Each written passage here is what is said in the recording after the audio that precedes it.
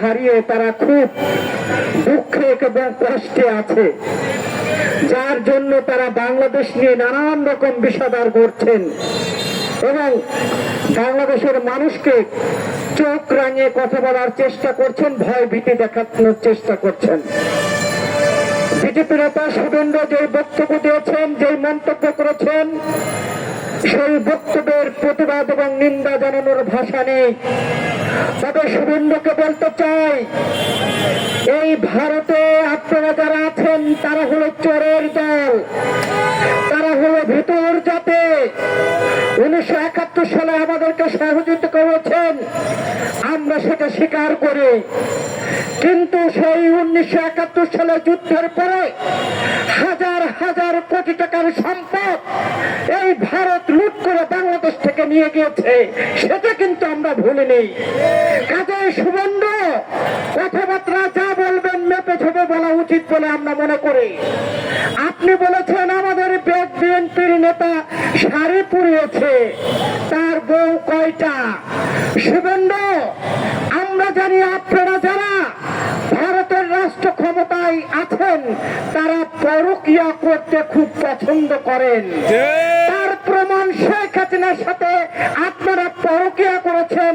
বাংলাদেশের জনগণের যখন আপনাদের বিরুদ্ধে কথা বলে তখন আপনারা বলেন যে বিয়ে কয়টা করেছে। শুভেন্দু, বাংলাদেশের মানুষ পরকীয়া করতে বিশ্বাসী না। বাংলাদেশের বিএনপি সহ অন্যান্য রাজনৈতিক দল পরকীয়া করতে বিশ্বাসী না, কিন্তু আমরা দেখছি কসাই মোদি এবং বিজেপির যে সকল নেতারা আছেন তারা পরকীয়ায় ব্যস্ত থাকেন।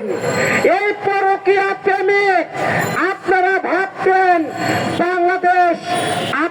ভাবছেন যে বাংলাদেশের একজন মুখ্যমন্ত্রী শেখ হাসিনা, আপনারা ভাবছেন বাংলাদেশের আপনাদের একটি অঙ্গরাজ্য, কিন্তু বাংলাদেশের মানুষ কখনো ভাবেনি বাংলাদেশ অঙ্গরাজ্য। এই শেখ হাসিনার নতজানু পররাষ্ট্র নীতির কারণে গত 15 বছর আপনারা আমাদেরকে ভোট থেকে দূরে রেখেছেন, গণতন্ত্র থেকে দূরে রেখেছেন। পরকীয়া প্রেমে অনেক জ্বালা, তার প্রমাণ শুভেন্দু এবং কসাই মোদি বুঝতে পারছে। এই পরকীয়া প্রেমিককে যখন বাংলাদেশের মানুষ নিক্ষেপ করে মোদির কোলে দিয়েছে, এখন মোদি অশান্ত হয়েছে। আজকে এই বিধবা প্রেমিককে নিয়ে মোদি এবং শুভেন্দুরা নানান রকম প্রশ্ন করছেন এবং বাংলাদেশে উস্কিয়ে দেওয়ার চেষ্টা করছেন, বাংলাদেশে অরাজকতা করার চেষ্টা করছেন। আমরা শুভেন্দুকে বলতে চাই, শুভেন্দু গত 15 বছর অবৈধ প্রেমিকের সাথে যত রকম চুক্তি করেছেন বাংলাদেশের মানুষ সেই চুক্তি এখন বর্জন করেছে। অন্তর্বর্তী সরকারে যারা আছেন তাদেরকে আমরা বলতে চাই, যারা অবৈধ প্রেম করে সেই অবৈধ প্রেমিকার সাথে যদি কোনো সন্তান জন্মগ্রহণ করে তাকে বলা হয় জারজ সন্তান। কাজেই গত 17 বছরে যে চুক্তি হয়েছে সেই চুক্তি বাংলাদেশের মানুষ মনে করে জারজ চুক্তি। এই চুক্তি বাংলাদেশের মানুষ মানে না। আমরা গতকালকে দেখলাম মমতা ব্যানার্জি দলের একজন নেতা, তিনি মন্তব্য করেছেন, তিনি মুসলমান, তিনি মন্তব্য করেছেন বাংলাদেশ নাকি 15 মিনিটে দখল নেবেন। আমরা তাকে বলতে চাই, আপনারা 15 মিনিটে দখল নেবেন আর বাংলাদেশের মানুষ আঙুল চুষবে, ললিপপ খাবে, তা হবে না। আমরা দেখতে পাচ্ছি কলকাতার ব্যবসায়ীরা দাঁড়ে দাঁড়ে ভিক্ষার থালি হাতে নিয়ে দাঁড়ে দাঁড়ে ঘুরে বেড়াচ্ছেন। তাদের ব্যবসা হচ্ছে না, তাদের হোটেল চলছে না, তাদের হসপিটাল চলছে না।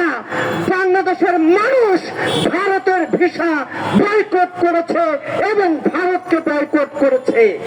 ভারত আমাদেরকে কি ভিসা দেবে? ভারত আমাদের সাথে কি বন্ধুত্ব করবে?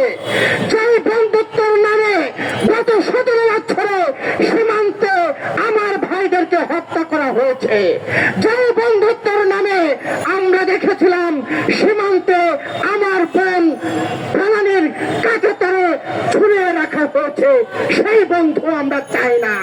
যেই বন্ধু রাতের অন্ধকারে পরকিয়া করে শেখ হাসিনার সাথে বন্ধুত্ব করে, সেই বন্ধুকে আমরা চাই না।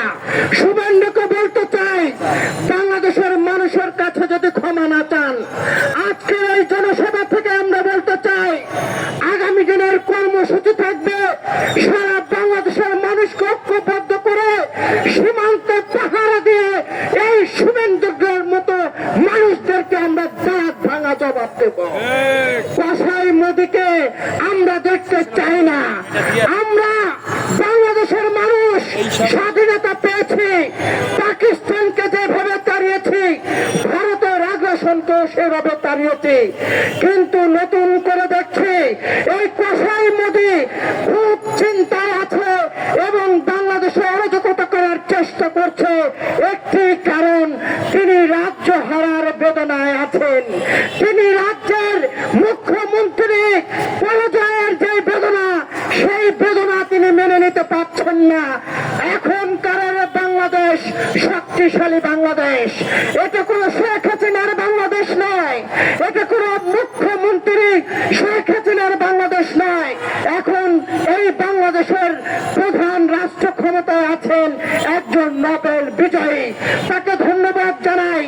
বাংলাদেশ নিয়ে তিনি যে মন্তব্য এবং ভারতের সাথে যে কথাবার্তা চালাচ্ছেন, তাকে ধন্যবাদ জানাচ্ছি। অন্তর্বর্তী সরকারের পাশে আমরা আছি, অন্তর্বর্তী সরকারের ভয় পাওয়ার কিছু নেই। ভারতকে দেশের মানুষ বয়কট করেছে,